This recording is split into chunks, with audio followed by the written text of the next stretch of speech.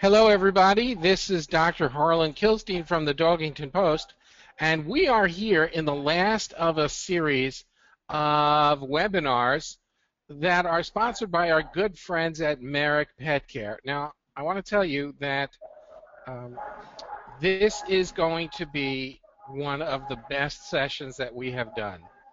Um, you're going to learn so much. Frankly, I would be careful that your head may explode from all the information that's going to come in. You're also going to hear something today that our friends at Merrick are doing that is just going to blow you away. We've associated with our friends in Merrick because, they're just good people.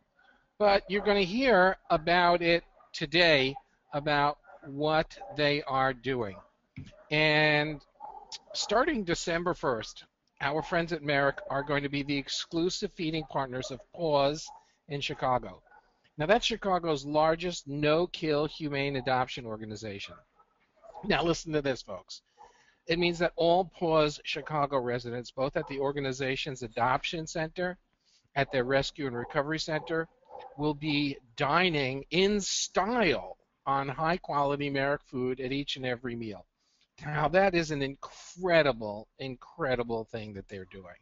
The American Paws Chicago Partnership is a step toward helping homeless dogs and cats get a healthy second chance at life through better nutrition, and that means Merrick's.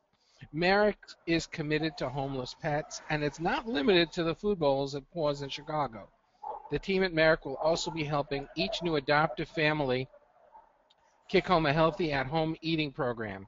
Each dog or cat adopted at Paws Chicago will go home to its new home with a supply of Merrick. Now, folks, what we want to share from you from the Dogington Post is a message, and that is that all around the country, in fact, all around the world, because we know that there are people listening to us overseas, our message as we go into this holiday season is adopt, don't shop. And it's to Merrick's credit that it is getting involved in this situation in Merrick and Chicago. So, guys, we love sharing what you have to say about the situation with our friends in Merrick. So tell us so we can share with our friends at Merrick what you think about them stepping up like this, and type it in, and we'll share it with them. So type it into the questions box. By the way, we will be coming to questions. During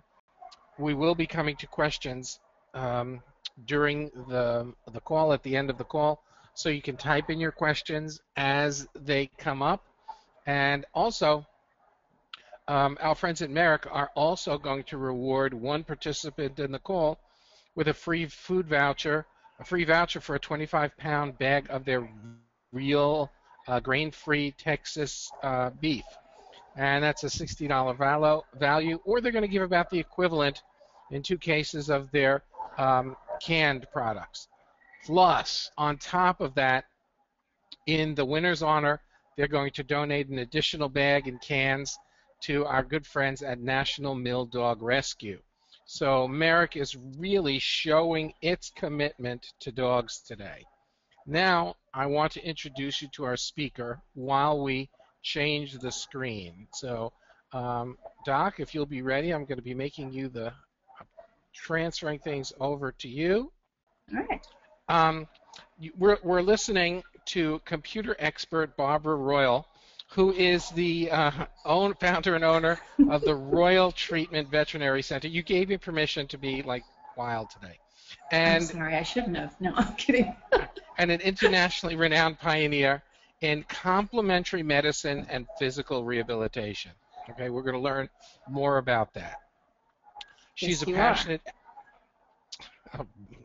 I've met my match. She's a passionate advocate of common sense and cutting-edge approaches to animal health. Dr. Royal provides a bridge between Western and Eastern medicine. For those of you who don't know, some of the finest medical institutions in the country, such as Columbia Presbyterian in New York, have departments of complementary medicine where they bring in things from other cultures, acupuncture, other healing arts. And Dr. Rose has extensive experience in all kinds of veterinary care, including zoo, marine, wildlife animals, emergency medicine, pathology, conventional practices, nutrition, herbal remedies, physical rehab techniques, and um, alternative treatments. She's also an acupuncture expert for pets and exotic zoo creatures. She's the go-to vet for Oprah Winfrey. Wow.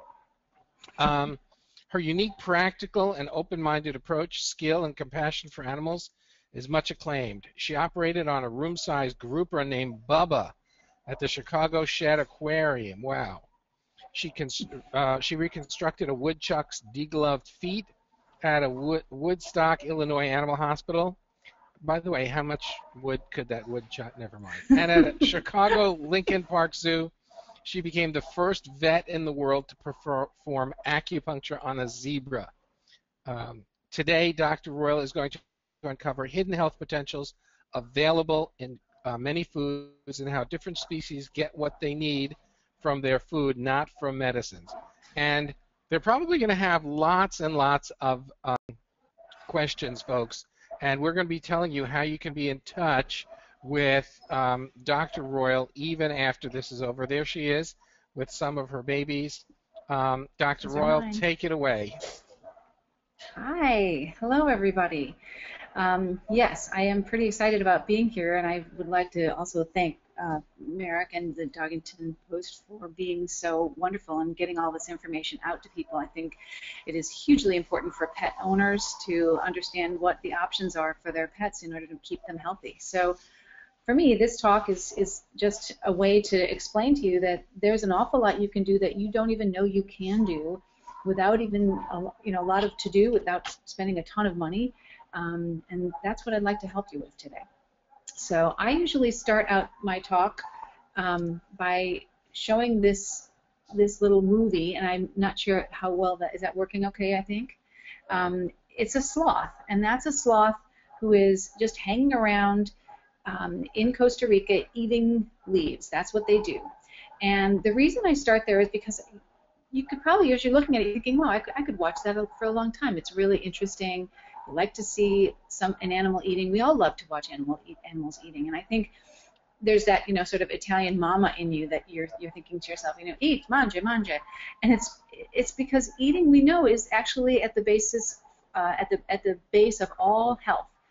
It's everything to our systems. It gives us the tools we need to heal, to grow, to for everything that we need. So if you look at an animal eating, you sort of feel very satisfied, like something good is happening.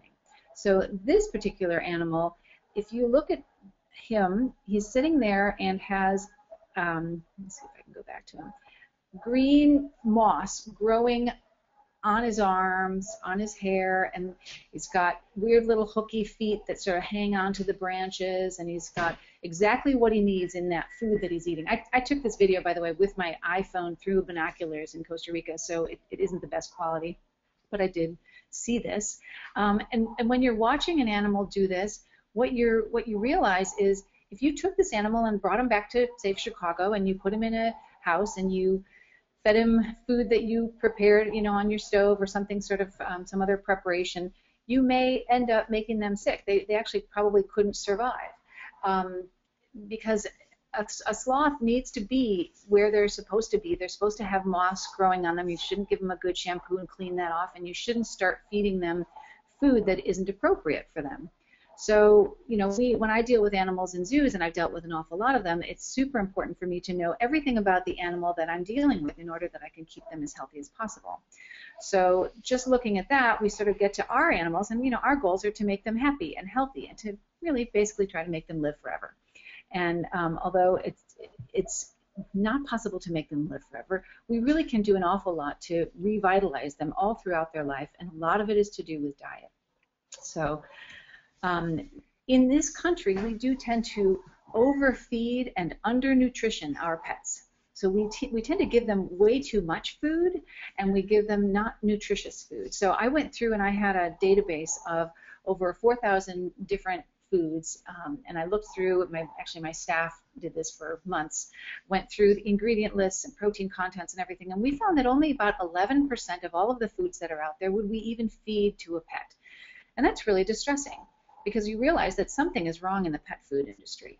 And it was really shocking to me because I really just didn't know. Coming out of vet school, my training, in veterinary medicine was pretty minimal, and I had no idea that we were doing so much to undermine the health of our own pets. That all of these maladies that we're starting to see more and more in dogs and cats are sort of the same things that we're seeing in humans in the way that we eat.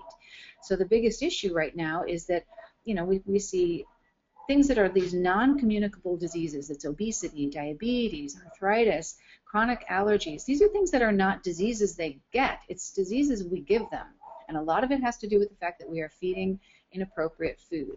I have a lot of people who say to me things like, oh, my animal has a chronic ear infection and, this nail bed thing that never heals, or, every so often we're just having, some diarrhea.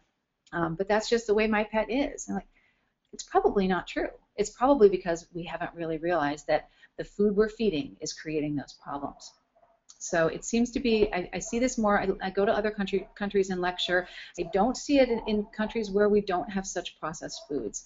And a lot of the foods where people are just not paying attention to what ingredients are actually in the foods they're feeding. So, and one of the biggest problems, I put this in, that's actually my friend Karen Becker and me, and the reason I put this slide in is because when you start talking about nutrition to your veterinarian, most veterinarians can't get out of the room fast enough. It's often difficult to really get your veterinarian to talk about food in a way that makes sense because a lot of veterinarians are not trained at all in nutrition. In fact, many veterinary schools don't even require a nutrition class in order to graduate. I know my nutrition training in vet school was very minimal. And so I had to spend an awful lot of time after vet school learning about nutrition and really what was going on. And I based a lot of it in terms of what I knew about wildlife. And there's an awful lot that we know about wildlife and zoo animals, and the most important thing that I learned working in zoos and working with wildlife is when you don't feed an animal the appropriate food for the species, they get sick. And they get sick in ways that we are seeing in our dogs and cats. So I know deep down in dogs and cats that they are carnivores. There's an awful lot of controversy back and forth from all kinds of different people that say, no, dogs are omnivores because they can eat anything.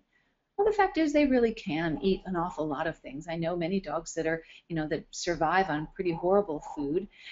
They say that, that the canids in general can exist on, shoe leather and blueberries for an entire season if they must. But their body is not going to thrive. They don't thrive on those things.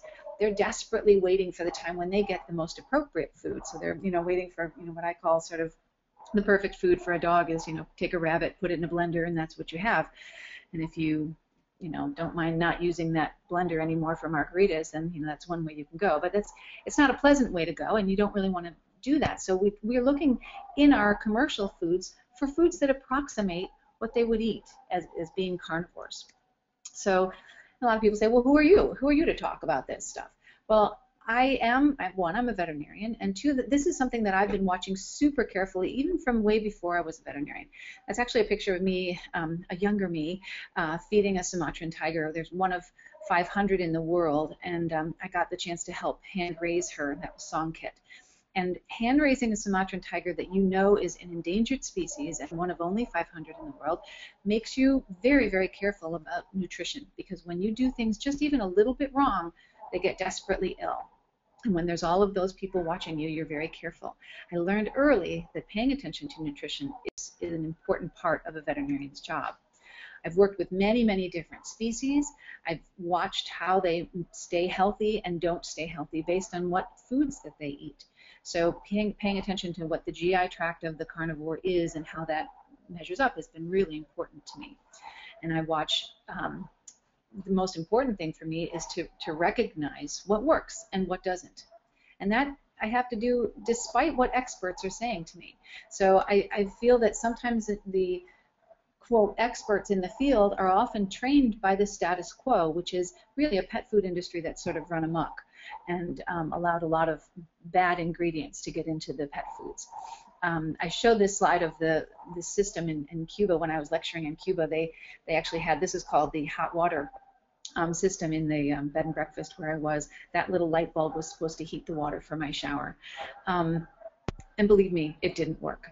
So, and they swore up and down that it did. So I just try to get a little wisdom from, from the wildlife and the animals that I work with, and we just have remember different definitions of hot water about the animals that I treat. So I think about, in general, with all our modern technology, what do we really know about diets? And it started for me when I started treating acupuncture. I did acupuncture for camels, and you can see right there, that's Jewel, and she was trying to kick me, and the keepers were all excited because she did try to kick me, and it had been the first time she'd been able to lift up one leg that way because she'd been so arthritic, and I'd been treating her for a little while, and they all were so excited as she tried to kick me. But we were treating her, and I couldn't understand why it is I started to get so many calls from zoos all over the world saying, wow, you're the acupuncture expert for camels. We've got an arthritic camel here, too. And I said, well, that's odd. Everyone has arthritic camels. And I wondered why.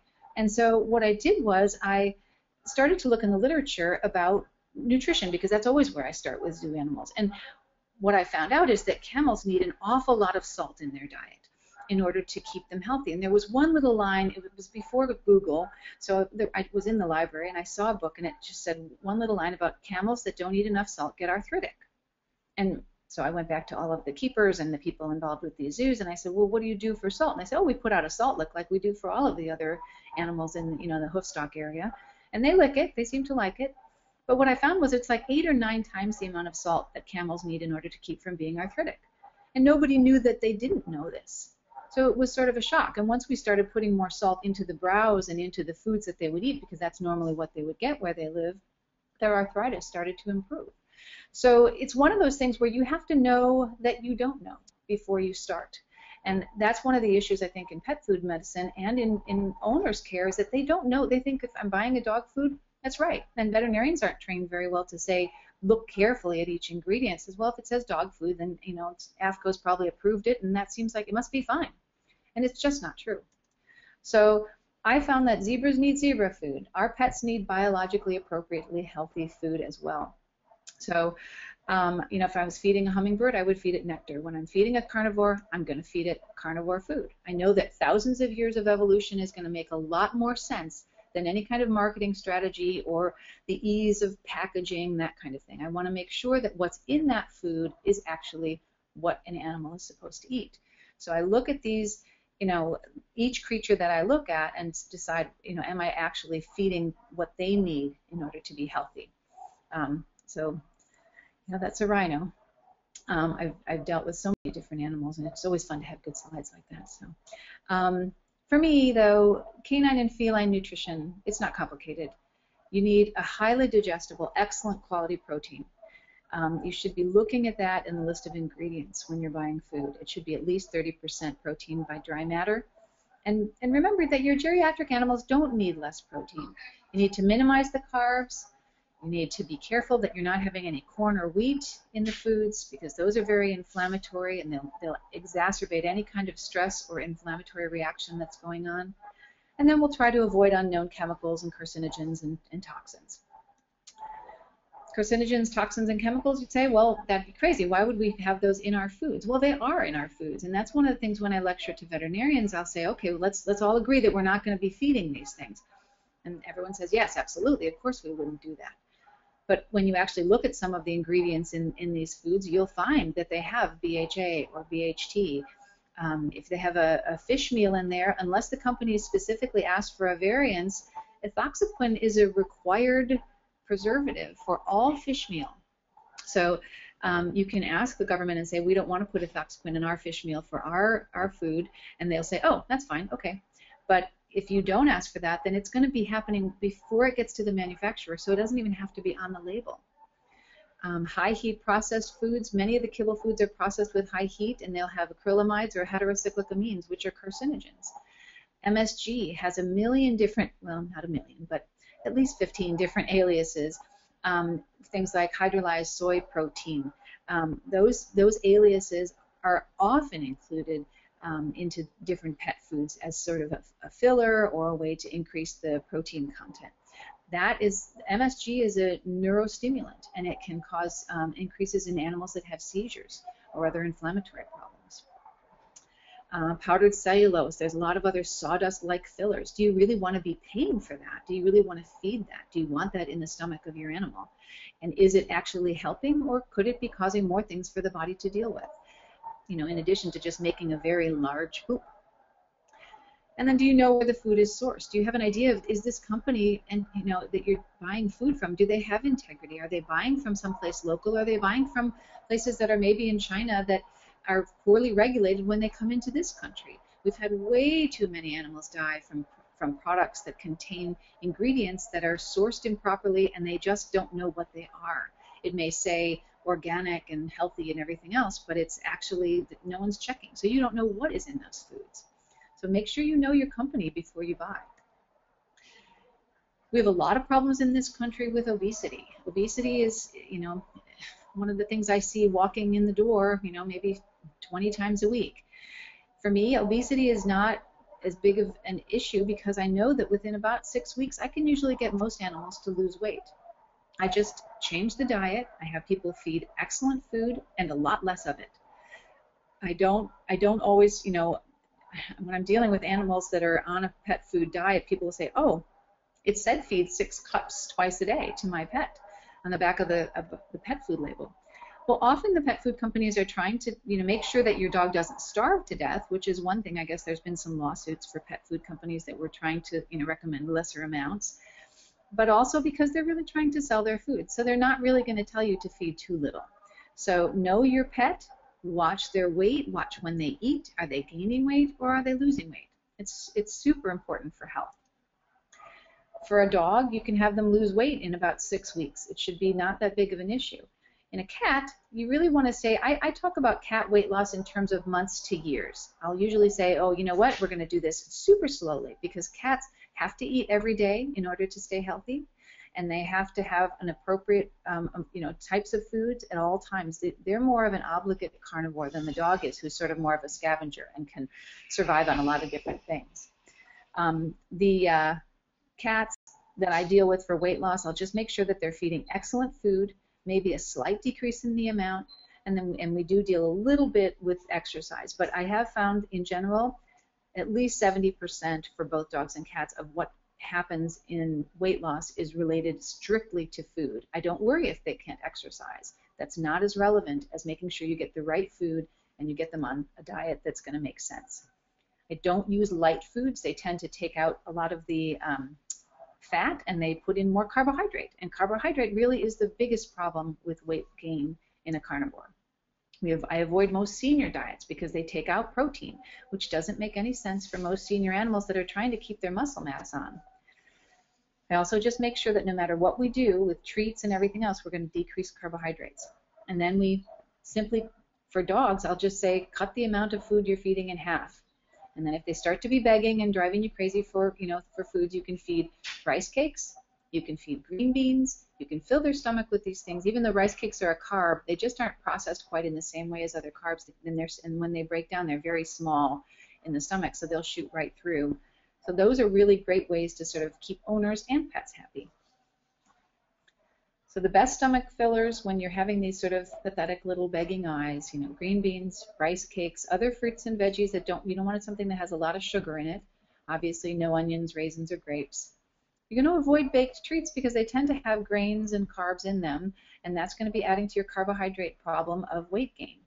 Remember that things like greenies and things like that are full of carbs. So don't be using things when you look at the ingredients and it says it's made of wheat or soy. Avoid those as well. Use freeze-dried meat type treats. And I also just mentioned when we're sort of changing on diets to remember that unsweetened canned pumpkin is a really great way to help with loose stools. So for about a 30 or 40 pound dog, you can do about a tablespoon, and it can really help with a stool regulation.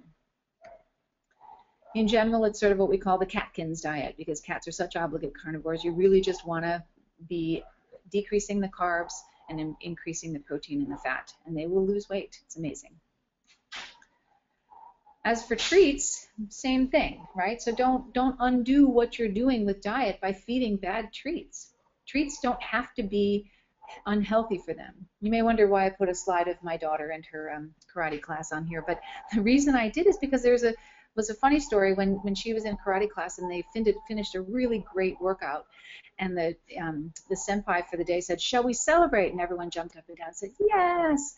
And she said, "What shall we celebrate with?" And she said, "Should we celebrate with donuts?" And everyone said, these little kids, by the way, all of them said, "No."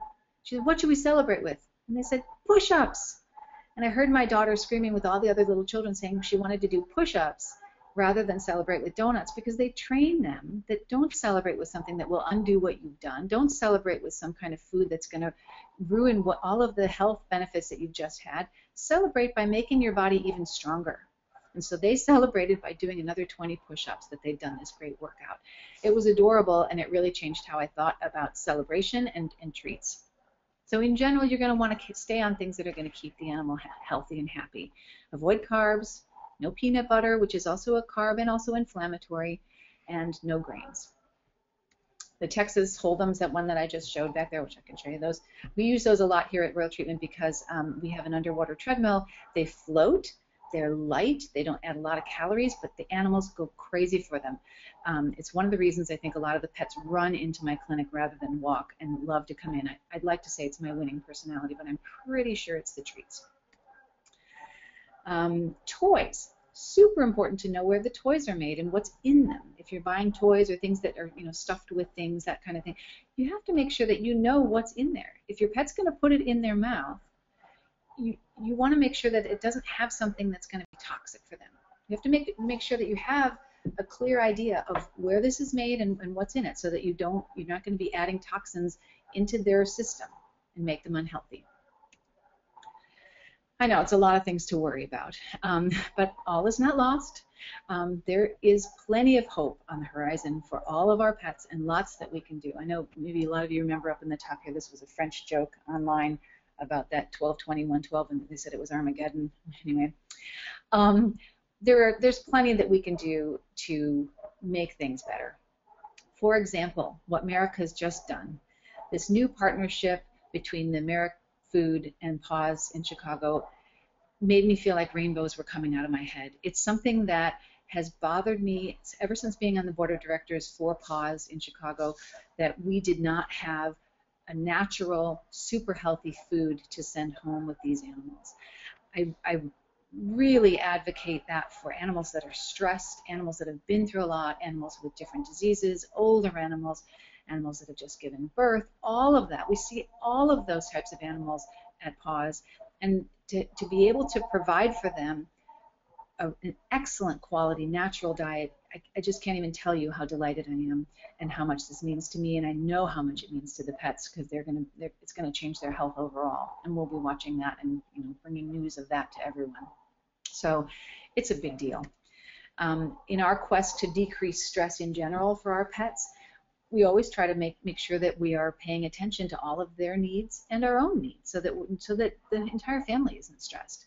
So you want to make sure that you have decrease in medical stresses and disease, so we're paying attention to what the animals normally would be eating, what they need in order to be healthy, that their environment is interesting for them, that they have good emotional support, which is one of the other things that Paws works very hard on, that the environment is not stressful, and that they get plenty of help to survive having to find a new family.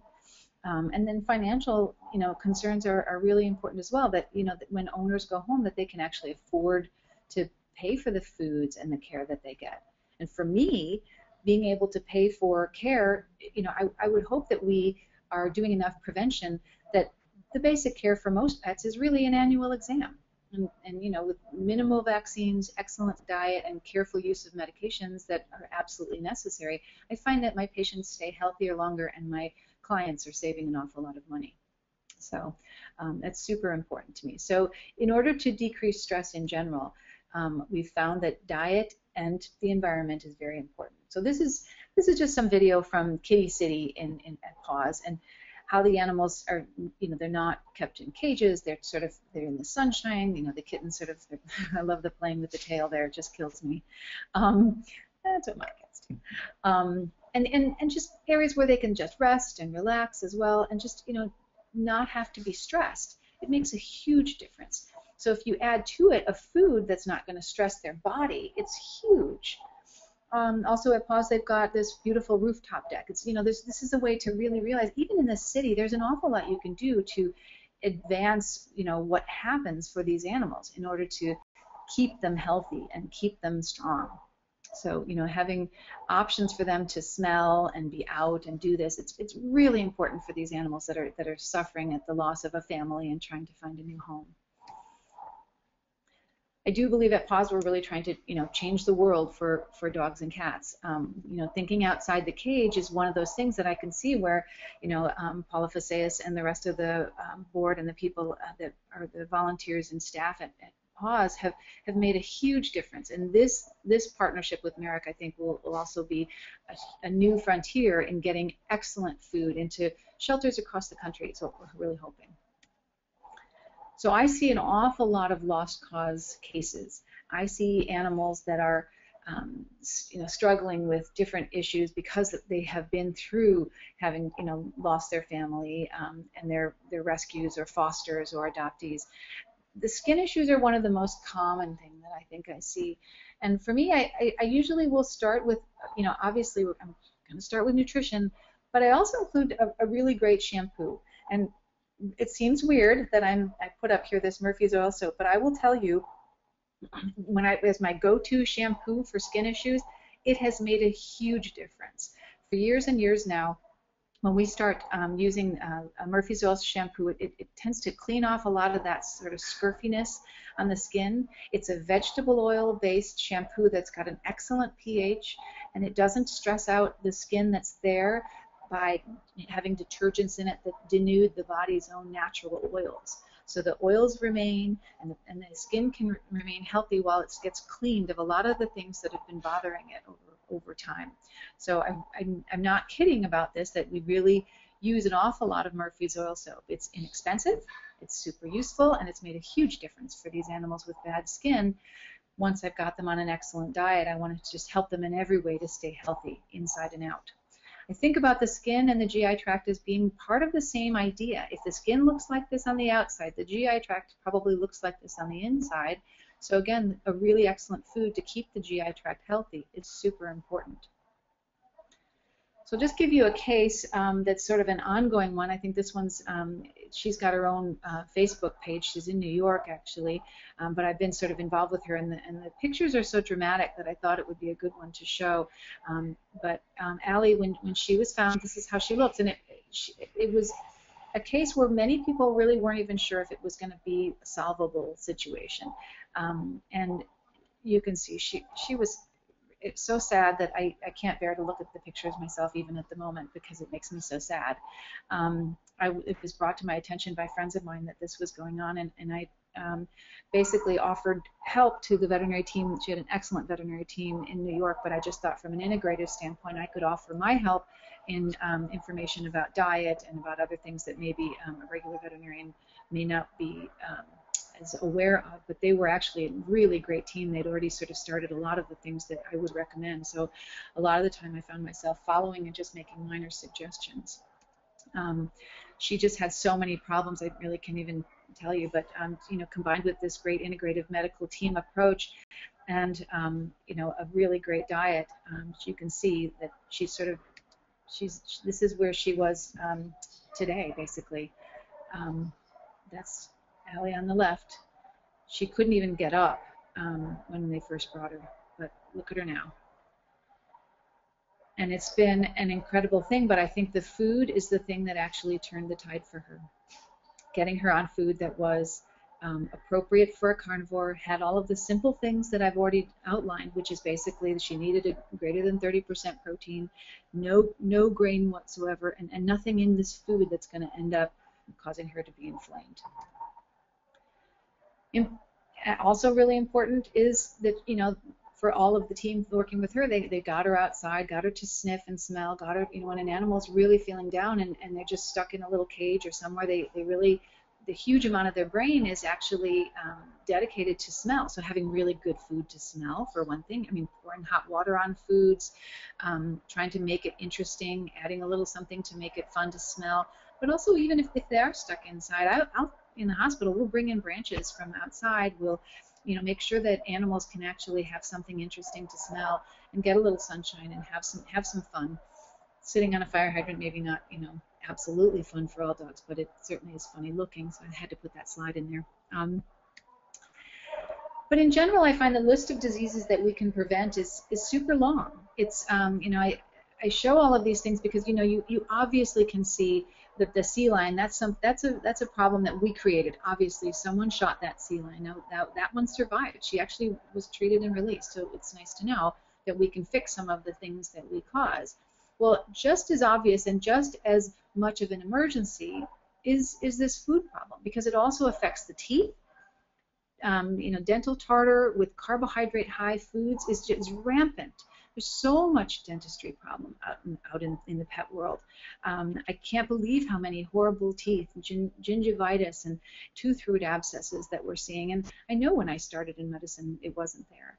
I know the same thing with cancers. I didn't start out my practice 20 years ago seeing cancer cases, as many as I do now. I see cancer, almost, I have to say, daily. And it used to be, oh my gosh, we're going to see a cancer case this week. It was a big deal. And I know it's because we're adding and feeding carcinogens to our pets. And we have to be careful that we're not making the body work too hard just to get the nutrition that it needs. Another case is Coco. Coco came to me for hospice care pretty much. She was diagnosed with pancreatic and liver cancer. Her appetite had dwindled. She was sort of pot-bellied. She had a lot of fluid in her abdomen. She was weak and lethargic. And that was 2 years ago. These pictures are actually from a little bit more recent. We got her on an excellent food. We got rid of most of the carbohydrates in her food. We put her on a mix of some canned food, some raw food. She used some of the Merrick products. Certainly, she used the canned Merrick food when she first started, and the lamb lung treats are her favorite, which is the way that I keep her happy when she comes in because she's very talkative. And this is her now. So that was 2 years ago. And she goes on vacation with her dad to Colorado, and she has not stopped. I know when the first day that he came into me, he said he had a vacation planned in 6 weeks, and should he cancel it because was she going to be gone? And I don't know. I can't even count how many he's been on since then. I believe in huge part it's an integrative approach to her, but it's diet that's made all of the difference. She is vibrant and vital, and her diagnosis was confirmed by specialists. So, but she looks great. I've had animals that have this undiagnosed chronic wasting disease, biopsies for the regular vet, 2 specialists. This was a rescue dog that they were trying to foster to get this dog to a home. And they just said, well, this is it. You're our last, ditch effort, Dr. Royal. Try to do something and see what we can do.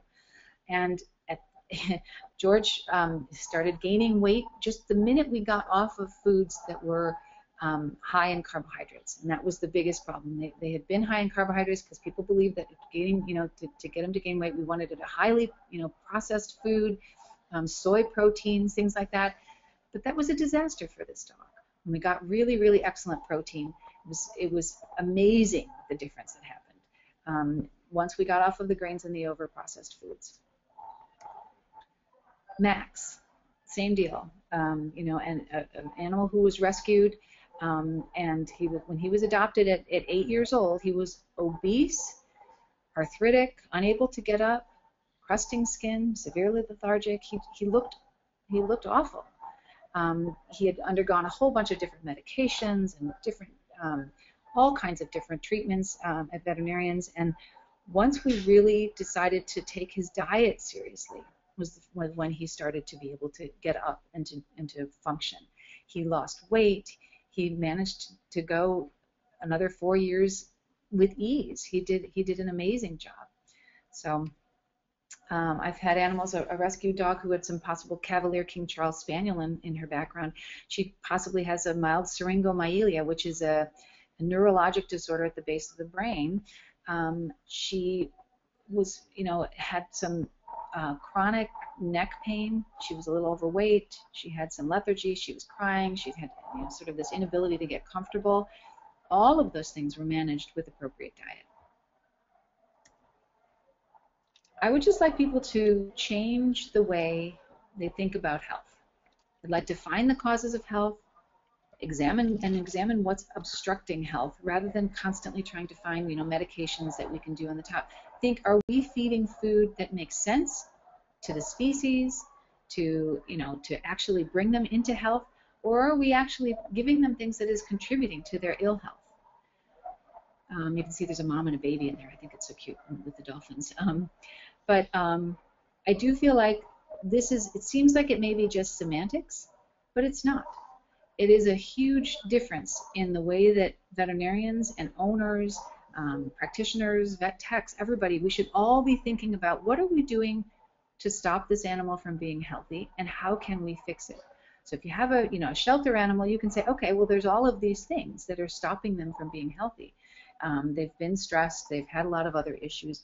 Well, we know very simply, if we just feed them the right foods, they can do an awful lot better. And so, luckily at Paws Chicago, animals there will be getting the right food to stay healthy. I try to make sure that the message is out there about foods, about trying not to over-vaccinate, that we can do something to actually make a difference and help animals, stay healthy. My mission is education, so I'm this spring I'll be having an online and hands-on certification program for owners, for technicians, for veterinarians. Basically, each one is geared to different levels of experience to help explain and understand how to keep animals wildly healthy from an integrative standpoint. It's something that I really strongly believe in, and it's my mission basically for the next 2 years as the president of the Holistic Veterinary Medical Association, to make sure that we get the message out about better, more natural, holistic treatments for animals that don't always involve medicines and surgeries. Animals are amazing. They're shockingly amazing. They have an incredible ability to survive and to grow and to live in their environment and stay healthy. All we have to do is tap into that. And if we can do that, it will make a huge difference for them to stay healthy. Just, paying attention to sort of the wild nature of these animals that live in our houses doesn't necessarily mean that it's, take the fun out of what we do with them. You should be able to give them treats and have fun and dress them up silly and call them Mr. Grumpy, do whatever you want to do with them. But it will make a difference if we can pay attention to their basic needs in order to keep them healthy. A lot of what I've said I have written in my book, in the Royal Treatment, A Natural Approach to Wildly Healthy Pets. A lot of animals have read it. Okay, maybe not. But it is definitely a compilation of wildlife stories, zoo stories that have formed the foundation for why and how I practice medicine. Within it, I'm very practical myself, so I try to give practical hints for people as to what they can actually do in their homes to keep their pets healthy. There's herbal guides to ways that you can use different herbs safely, homeopathy, what's an emergency, what isn't, and how to get the best out of your vet visit, what you're really looking for in order to keep your pets healthy as you get in and out of a vet's office. I try to put a lot of things in there that it's fun to read, but I also want to make sure that there's plenty of tips for owners so that they can use it as actually a guide to keeping their pets healthy. So it's available on Amazon if you'd like to get that. And if you're in the neighborhood in Chicago, please feel free to stop by. My clinic is very open and fun. My website shows a little tour of the clinic. I have underwater treadmills. We do acupuncture, nutrition, herbal medicine, chiropractic, pretty much, and everything, including conventional medicine. Whatever is needed, we will use to make an animal healthy. So feel free to like me on Facebook and whatever else you want to do. But I really have enjoyed talking here, and thanks to everybody for listening.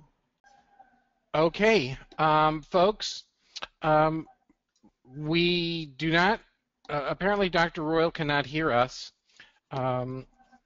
I can't hear anything. Okay, well, that's on your end. We're going to mute you, Doc. We're going to have our contest. If you were listening to Doc, I'll tell you what you can do to find her afterwards, and she'll take your questions live. So our question today, whoever gets the question wins the prize. We apologize for not being able to ask questions live. And the question is, and I'm all set, don't type in the answer until I finish it. Here we go. What % of protein should your dog's diet include? Diane Spencer is the answer at 30%.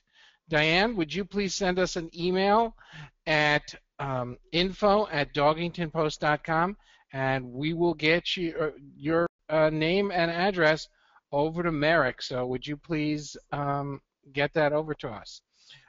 Merrick, listen to this, folks, because this is just incredible. If you were going to duck off, stay, please, for 30 seconds and hear this.